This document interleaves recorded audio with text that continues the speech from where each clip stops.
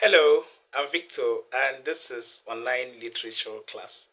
In our last lesson, we looked at some figures of speech which are synecdoche, euphemism, and paradox. We learned that synecdoche is a figure of speech that uses part to represent whole or whole to represent part in a literary statement.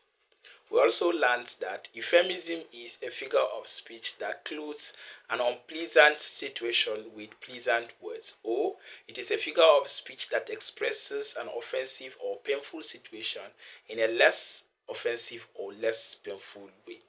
And finally, we learned that paradox is a statement that looks untrue on the surface, but it's actually true when studied closely. In today's lesson, we will continue to look at some other figures of speech, which are hyperbole and irony. Now let's get down to it. Hyperbole can be defined as a deliberate exaggeration in order to emphasize or create an impression. Hyperbole as a figure of speech can be defined as a deliberate exaggeration in order to emphasize or create an impression. For example, I'm so hungry I could eat 10 plates of food. This is someone exaggerating how he or she is hungry. Another example is I'm so pissed I feel like I can burst into pieces.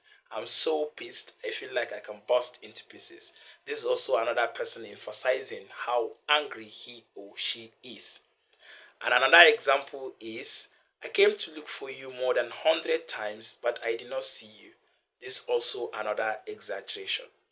The next figure of speech that we'll look at today is irony. Irony can be defined as a figure of speech that expresses the opposite of what is intended by a speaker. Irony can be defined as a figure of speech that expresses the opposite of what is intended by a speaker. For example, you look more handsome after the beating. You look more handsome after the beating. That's actually ironic. One cannot look more handsome after a beating. Another example is you are a cheerful giver, a statement said about a stingy man. You are a cheerful giver, a statement said about a stingy man. This is an ironic statement. Another example is what a beautiful day, said about a day that has been rainy and you are indoors. What a beautiful day, said about a day that has been rainy and you are indoors. These are examples of irony. In summary, today we have learnt that hyperbole is a deliberate exaggeration in order to emphasize or create an impression. And irony is a figure of speech that expresses the opposite of what a speaker intended. Thank you for watching. Please like and share and continue to follow this page for more. I hope to see you in our next class. I'm Victor. Bye.